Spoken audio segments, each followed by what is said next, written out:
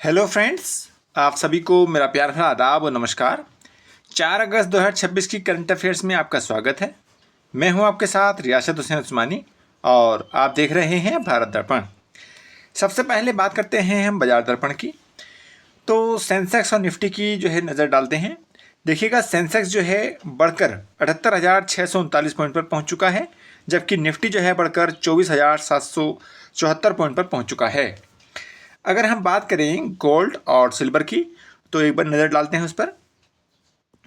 तो गोल्ड यानी सोना घटकर 1,43,000 रुपये पर पहुंच चुका है, जबकि अगर हम चांदी की बात करें तो चांदी घटकर जो है 2,17,200 रुपये पर पहुंच चुकी है। आगे बात करते हैं डॉलर और क्रूड ऑयल की। तो देखिएगा, अमेरिकी डॉलर घटकर जो है 95.2 रुपये पर पहुंच चुका है, जबकि क्रूड ऑयल जो है घटकर $82 प्रति बैरल पर पहुंच चुका है। तो ये थी बाजार दर्पण की मुख्य खबरें। आगे बढ़ते हैं जो आज की इम्पोर्टेंट न्यूज़ हैं उन पर। अब हम चर्चा करेंगे। देखिए, संसद का जैसा कि मानसून सत्र चल रहा है, तो उस पर लेकर के क्या खबरें हैं उसको देखेंगे। संसद के मानसून सत्र के लिए डिजिटल अवसंरचना और कर सुधार विधेयकों पर जोर दिया गया और उस पर बहस हुई है। अगर हम बात करें संसद के मानसून सत्र के दौरान सोमवार को लोकसभा और राज्यसभा दोनों सदनों में डिजिटल इंफ्रास्ट्रक्चर प्रोत्साहन और प्रत्यक्ष कर सुधार से जुड़े नए विधेयकों पर व्यापक चर्चा हुई है। वित्त मंत्री ने सदन को संबोधित करते हुए कहा है कि आधुनिक डिजिटल अवसंरचना में निवेश से देश की आर्थिक विकास दर को नई गति मिलेगी और पारदर्शी कर प्रणाली के माध्यम से मध्यम वर्ग को सीधा लाभ मिलेगा। अगर हम बात करें इसको विपक्षी दलों ने ग्रामीण क्षेत्रों में डिजिटल पहुंच और डेटा सुरक्षा पर अपने संदेह व्यक्त किए हैं, जिस पर सरकार ने भरोसा दिलाया है कि डेटा सुरक्षा कानून पूरी तरह सख्त है। देखिएगा, जैसा कि हम जानते हैं कि जो डेटा सुरक्षा की बात चलती है, जैसे कि हम देखते हैं आजकल जो डिजिटल, चाहे वो फ्रॉड हो, आप देखेंगे जो बैंकों का इस तरह से कॉल आना, ये सब फ्रॉडबाजी जो है लगातार बढ़ती जा रही है। उसके माध्यम से जो है बहुत सारे ऐसे जो है मतलब घटनाएं घट जाती हैं, जिससे जो है व्यक्ति का जन का जो कह सकते हैं मतलब धन जो है उसका बहुत बड़ा मतलब फ्रॉड हो जाता है उसके साथ में, और उससे बहुत बड़ी हानि होती है।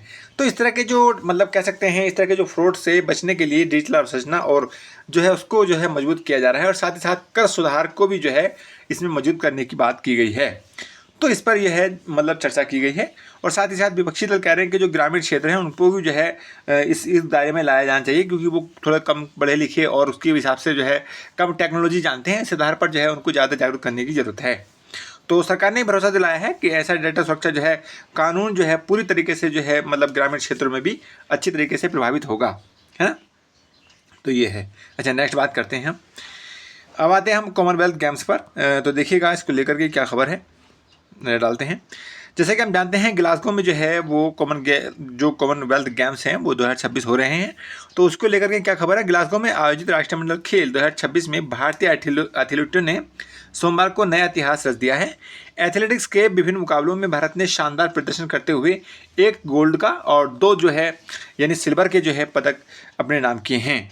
पुरुषों की ट्रिपल जंप स्पर्धा में भारतीय एथलीट ने अंतिम प्रयास में 17.20 मीटर की छलांग लगाकर स्वर्ण पदक जीता है।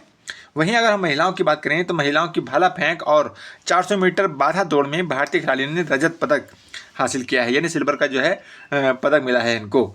इस ऐतिहासिक सफलता के साथ भारत पदक तालिका में शीर्ष 4 में अपनी स्थिति मजबूत करने में सफल रहा है। तो इस प्रकार से कह सकते हैं कि हम जो है कॉमनवेल्थ जो गेम है यानी राष्ट्रमंडल खेल जो है उनमें हम स्थिति जो है थोड़ी मजबूत नज़र आ रही है। आगे बात करेंगे, बढ़ते हैं। तो देखिएगा अगली खबर जो है इसरो को लेकर के है, उस पर हम नज़र डालते हैं क्या है। इसरो का ऐतिहासिक कदम यानी गगनयान के अंतिम ह्यूमन रेटेड रॉकेट प्रपलेशन यानी परीक्षण सफल हुआ है। और भारतीय अंतरिक्ष अनुसंधान संगठन यानी इसरो ने भारत के पहले मानवयुक्त अंतरिक्ष मिशन गगनयान के लिए एक बेहद महत्वपूर्ण सफलता हासिल की है। श्रीहरिकोटा स्थित सतीश धवन अंतरिक्ष केंद्र में LVM-3 रॉकेट के लिक्विड प्रोपल्सन चरण का अंतिम और कठिन ग्राउंड टेस्ट पूरी तरह सफल रहा है।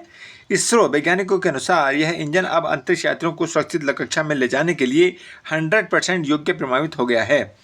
इस परीक्षण के सफल होने से इस वर्ष के अंत तक गगनयान मिशन के तहत पहली मानवयुक्त अंतरिक्ष उड़ान की राह पूरी तरह साफ हो जाएगी।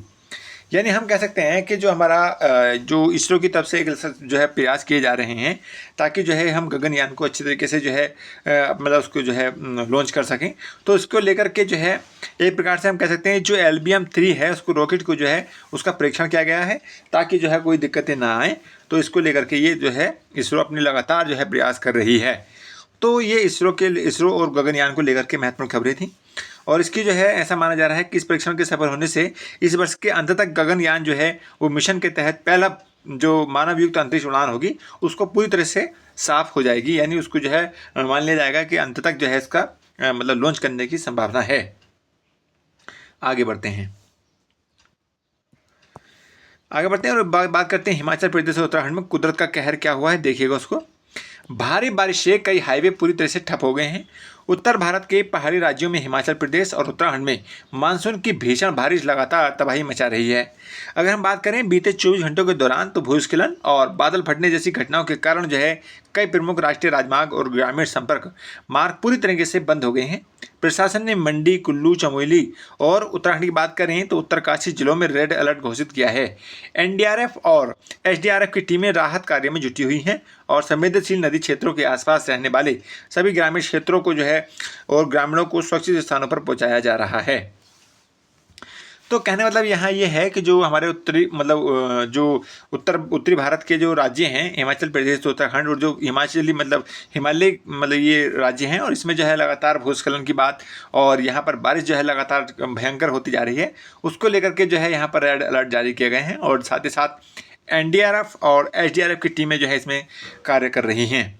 तो उसको लेकर के है।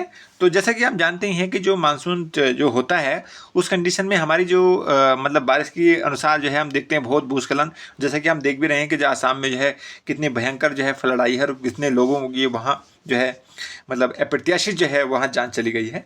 तो हमें इस तरीके से जो है हमें अलर्ट रहना चाहिए और ख़ास तौर से हमें जो है मानसून के टाइम में जो है हमें ऐसे पहाड़ी क्षेत्रों से जो है जो हाईवे होते हैं उनको देखभाल के जो है यात्रा करनी चाहिए। तो आगे बढ़ते हैं, बात करते हैं वैश्विक जलवायु शिखर सम्मेलन की। तो देखिएगा क्या है इसके बारे में। हरित ऊर्जा परिवर्तन और फंड आवंटन पर बड़ी सर्वसम्मति। अगर हम बात करें जेनेवा में आयोजित अंतर्राष्ट्रीय जो जलवायु शिखर सम्मेलन के अंतिम दिन विकसित और विकासशील देशों ने क्लीन एनर्जी ट्रांजिशन के लिए व्यापक सहमति पत्र पर हस्ताक्षर किए हैं। सम्मेलन में तय किया गया है कि विकसित देश जलवायु परिवर्तन के दुष्परिणामों से निपटने के लिए विकासशील राष्ट्रों को $100 अरब की वार्षिक वित्तीय सहायता और उन्नत तकनीक तुरंत प्रदान करेंगे। सम्मेलन में भारतीय प्रतिनिधिमंडल ने सौर ऊर्जा, पवन ऊर्जा और ग्रीन हाइड्रोजन के क्षेत्र में देश द्वारा की गई अभूतपूर्व प्रगति को रेखांकित किया है। दुनिया भर के विशेषज्ञों ने भारत के विजन की सराहना की है। जैसा कि हम जानते हैं कि जो है वैश्विक जो अगर हम बात करें वैश्विक स्तर पर तो जलवायु का जो देख रहे हैं स्थिति लगातार जो है बदलाव आ रहे हैं और कहीं कहीं आपने देखा होगा कहीं इतना जो है भयंकर बरसात हो रही है कोई और कहीं पर जो है इतनी भयंकर जो है मतलब सूखा पड़ रहा है। तो ये जलवायु परिवर्तन के जो है परिणाम नजर आते हैं हमको। तो इसको लेकर के जो है वैश्विक जलवायु शिखर सम्मेलन हुआ और उसको लेकर के जो है खास तौर से ये बातें की गई हैं जो हमारा फ्यूल है और जो हम एक तरीके से CO2 वगैरह इस तरह से जो मतलब कह सकते हैं जो हमारी होती है ना ग्रीन गैसेस, तो उनको जो है उत्सर्जन करने की जो है हम कम से कम जो है उसको उत्सर्जित करें ताकि जो है हमें जलवायु जो परिवर्तन है उस पर जो है थोड़ा सा हमें प्रभाव उसका सकारात्मक देखने को मिले। तो ये जो खबरें हैं लगातार हम देखते रहते हैं, इसलिए आप बात करेंगे तो उसमें जो है वैश्विक जो जलवायु शिखर सम्मेलन है उसमें जो है ये बात की गई है कि जो विकसित देश हैं जलवायु परिवर्तन के दुष्परिणामों से निपटने के लिए विकासशील राष्ट्रों को जो है $100 अरब की जो है वार्षिक वित्तीय सहायता प्रदान करेंगे। और इससे क्या होगा, इससे ये होगा और उन्नत तकनीक तुरंत प्रदान करेंगे। इससे ये होगा कि जो विकासशील देश है अपने आप को जो है उस तरीके से जो है मतलब काम नहीं कर पा रहे हैं तो उसमें जो है उनकी वित्तीय सहायता दी जाएगी ताकि जो है अपनी जो जलवायु परिवर्तन के लिए उन्हें काम करना है ताकि वो कर सकें, है ना। तो ये है। आगे बढ़ते हैं, अब बात करेंगे वंदे भारत 3.0 का नया अध्याय जो है शुरू हो गया है। 5 नए व्यक्त रूटों पर जो है हाई स्पीड स्लीपर जो है ट्रेन का ट्रायल पूरा हुआ है। तो बात करेंगे, देखिए भारतीय रेलवे ने लंबी दूरी की यात्रा को अधिक आरामदायक और तीव्र बनाने की दिशा में बड़ा कदम उठाया है। रेलवे मंत्रालय ने नई पीढ़ी की वंदे भारत 3.0 स्लीपर ट्रेनों के 5 प्रमुख व्यस्त रूटों पर सफल स्पीड जो ट्रायल की घोषणा की है। इनमें दिल्ली मुंबई, दिल्ली हावड़ा, बेंगलुरु चेन्नई, मार्ग शामिल हैं। यह स्वदेशी ट्रेन 160 किलोमीटर प्रति घंटे की रफ्तार से दौड़ने में सक्षम होगी और ये इसमें अत्याधुनिक यात्री सुविधाएं, वाईफाई, ऑटोमेटिक डोर तथा कवच 2.0 सुरक्षा प्रणाली प्रदान की गई है। इन स्लीपर ट्रेनों का परिचालन इसी महीने शुरू हो जाएगा। यानी कहने का मतलब यह है कि जो हमारे व्यस्ततर रूट हैं तो उन रूटों पर जो है ये लगातार मतलब जो स्थिति बनी हुई थी कि इस पर जो है एक मतलब कुछ ट्रेनें चलाई जाएँ, तो उसके लिए है वंदे भारत 3.0 का जो है ट्रायल हो गया है और इसी महीने में जो है वो चलने की संभावना है। तो ये वंदे भारत को लेकर के खबरें थी। आइए आगे बढ़ते हैं। भारतीय अर्थव्यवस्था की मजबूती की बात करेंगे तो देखिए लगातार हमारे देश में जो है अगर हम बात करें अपनी अर्थव्यवस्था की तो लगातार मजबूत हो रही है। अगर हम बात करें जुलाई में तो जुलाई में जीएसटी संग्रह जो है 1.85 लाख करोड़ रुपए के पार पहुंच चुका है। तो वित्त मंत्रालय का द्वारा यह जारी आंकड़ों के अनुसार बताया गया है कि जुलाई में 2026 में जो है कुल माल और सेवा कर यानी जीएसटी संग्रह जो है 1,85,400 करोड़ के रिकॉर्ड स्तर पर पहुंच गया है। यह पिछले वर्ष की समान अवधि के मुकाबले में लगभग 10.5% की मजबूत वृद्धि को दर्शाता है। आर्थिक विशेषज्ञों का मानना है कि विनिर्माण क्षेत्र, ऑटोमोबाइल बिक्री और एफएमसीजीज जो हैं और सेवाओं की मजबूत मांग के कारण जो है कर राजस्व में यह उछाल आया है। उच्च कर संग्रहण से यह स्पष्ट होता है कि देश में घरेलू खपत और वही मजबूत है और भारत सबसे तेजी से बढ़ती प्रमुख अर्थव्यवस्था बना हुआ है। जैसा कि हम जानते हैं कि लगातार जो है अगर हम अपनी इस तरह की जो स्थिति देखते हैं जीएसटी के जो मतलब संग्रह है उसको बढ़ते हुए, तो उसमें खास तौर से कुछ चीज़ें शामिल हैं। जैसे विनिर्माण क्षेत्र की बात करें, ऑटोमोबाइल की बात करें और एफएमसीजीज का मतलब ये कि जो हमारी रोज़मर्रा की खाने पीने की वस्तुएं और जो यूज़ करने वाली जैसे तेल, साबुन, सोडा, ये सब चीज़ें होती हैं एफएमसीजी में आती हैं। तो इनको जो है लेकर के जो है लगातार हमारी जो अगर हम बात करें इनकी जो मतलब कह सकते हैं मांग जो है वो लगातार बढ़ती रहती है और लगातार जो है इसका जैसे कि हम जानते हैं इसका जो है कंजम्पशन उपभोग जो है लगातार बढ़ रहा है। तो उसको लेकर के हम कह सकते हैं इसके कारण भी जो है ये जीएसटी में सुधार, जीएसटी संग्रह में जो है लगातार बढ़ोतरी हो रही है। तो इससे अर्थव्यवस्था भी जो है लगातार बढ़ती जाती है। तो हमने ये देखा। अच्छा, नेक्स्ट बात करेंगे हम, आगे बात करेंगे डिजिटल फ्रॉड पर बड़ा प्रहार। आरबीआई ने जारी किया बैंकिंग ऐप सुरक्षा का कड़ा फ्रेमवर्क। जैसे कि हमने अभी देखा भी था कि जो हमारी संसद का मानसून सत्र चल रहा है उसमें जो है इस तरह की बातें यानी डिजिटल डेटा को किस प्रकार से सुरक्षा प्रदान की जाए और साथ ही साथ हम बात करेंगे यहाँ पर डिजिटल फ्रॉड की। तो डिजिटल फ्रॉड जो होता है बड़ा प्रहार है। आरबीआई ने जारी किया है बैंकिंग ऐप की सुरक्षा का कड़ा फ्रेमवर्क। डिजिटल बैंकिंग में बढ़ते साइबर फ्रॉड और फिनटेक घोटालों पर रोक लगाने के लिए भारतीय रिजर्व बैंक ने सभी बैंकों के लिए नए सुरक्षा दिशा निर्देश जारी किए हैं। नए नियम के तहत अब मोबाइल बैंकिंग ऐप और यूपीआई प्लेटफॉर्म के लिए अनिवार्य रूप से biometric authentication, real time location tracking और डिवाइस डिवाइडिंग लागू करना होगा। अब इससे क्या होगा, इससे यह होगा कि जो रियल टाइम जो हमारी चीज़ें आती हैं वो हमारे वहाँ पर मिल सकेंगी और साथ ही साथ जब बायोमेट्रिक ऑथेंटिकेशन की बात होगी तो उसी आधार पर जो है वहाँ पर मतलब चाहे वो यूपीआई का चाहे वो ट्रांजेक्शन किसी प्रकार का हो तो वो हमारा जो है वो वास्तविक बनाएगा यानी रियल बनाएगा और उसे जो है ऑथेंटिकेशन देगा। तो इस प्रकार जो है आरबीआई ने कदम उठाया है कि जो डिजिटल फ्रॉड है उनको रोका जा सके। अगर हम बात करें आरबीआई ने यह भी स्पष्ट किया है कि यदि किसी ग्राहक के खाते से अनधिकृत वित्तीय लेन देन होता है तो बैंक को 48 घंटों के भीतर जो है जांच पूरी कर अस्थायी रिफंड जारी करना होगा, जिससे ग्राहकों का भरोसा बढ़ेगा। देखिए ऐसा होगा कि आरबीआई ने यह भी स्पष्ट कर दिया है कि ऐसा हो सकता है कि फ्रॉड हो जाए और फ्रॉड में जो है उसके पैसे जो है इसका जो वित्तीय नुकसान हो तो उसको जो है क्षतिपूर्ति करने के लिए क्या होगा 48 घंटे के भीतर जांच होगी और उसका जो है अस्थायी रूप से मतलब पूरी तरीके से जो है क्या किया जाएगा, रिफंड जारी करना होगा, है ना। तो ये है, बाद में उसका क्या परिणाम निकलेंगे बाद में देखेंगे। आगे बढ़ते हैं। राष्ट्रीय डिजिटल स्किलिंग अभियान, ये हमारा एक नया मतलब पॉइंट है, इसको देखेंगे।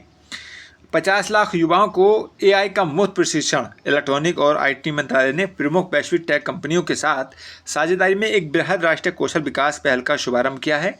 इस महत्वाकांक्षी योजना के अंतर्गत टियर 2, टियर 3 और ग्रामीण क्षेत्रों में 50 लाख से अधिक युवाओं को आर्टिफिशियल इंटेलिजेंस, डाटा साइंस और क्लाउड कंप्यूटिंग का निःशुल्क उच्च स्तरीय प्रशिक्षण यानी ट्रेनिंग प्रदान की जाएगी।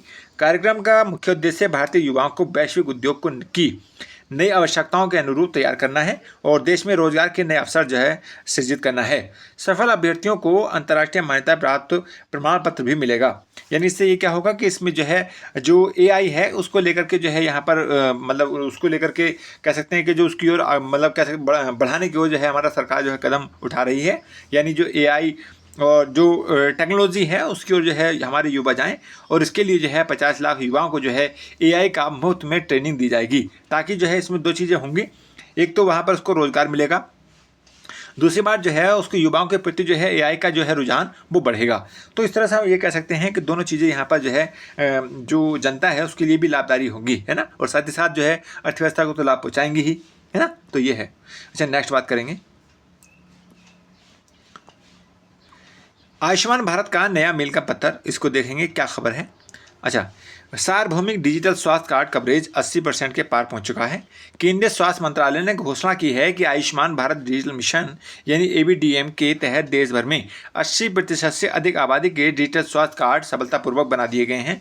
अगर हम बात करें, इस डिजिटल हेल्थ कार्ड की मदद से मरीज अपने संपूर्ण मेडिकल रिकॉर्ड, लैब रिपोर्ट और प्रिस्क्रिप्शन को एक सुरक्षित डिजिटल वॉलेट में स्टोर कर सकते हैं। इससे देश के किसी भी हिस्से में स्थित अस्पताल में जाकर बिना पुराने कागजी दस्तावेज के लाए त्वरित इलाज पाना संभव हो गया है। सरकार का लक्ष्य 6 महीनों में 100% डिजिटल कवरेज करना हासिल करना है। तो जैसा कि हम जानते हैं कि जो है आयुष्मान कार्ड जो है 5 लाख तक का जो है हमें जो है कवरेज देता है, हेल्थ कवरेज देता है। तो उसको लेकर के बताया, मतलब ये एक नया कदम है कि जो है एक डिजिटल स्वास्थ्य कार्ड बनाया जा रहा है। उसमें जो है ये सार्वभौमिक जो है उसको क्या किया जा रहा है, एक प्रकार से कह सकते हैं डिजिटल कर रहा है उसको, कि कहीं भी जा कर के अपने जो है इस तरह के कार्य जो है पूरा कर सके, है ना। तो यहाँ पर मैं देखूँगा आज के लिए बस इतना ही। तो आज के लिए मैं यहीं रुकूँगा और जाने से पहले आपसे रिक्वेस्ट करूँगा कि हमारे YouTube चैनल भारत दर्पण को सब्सक्राइब करें। तो आज के लिए बस इतना ही। जय हिंद, जय भारत, धन्यवाद।